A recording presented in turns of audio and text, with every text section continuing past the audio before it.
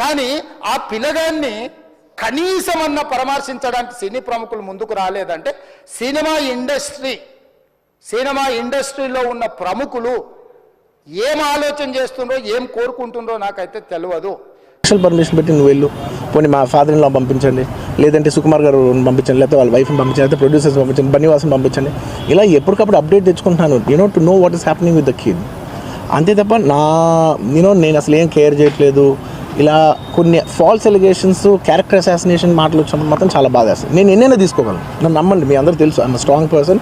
నేను చాలా ఫేస్ చేస్తాను, నేను తీసుకోగలను, నేను తట్టుకోగలను. కానీ ఇలాంటి అన్నప్పుడు మాత్రం ఇంత లో పాయింట్లో, ఇట్స్ జెన్యున్లీ లో పాయింట్.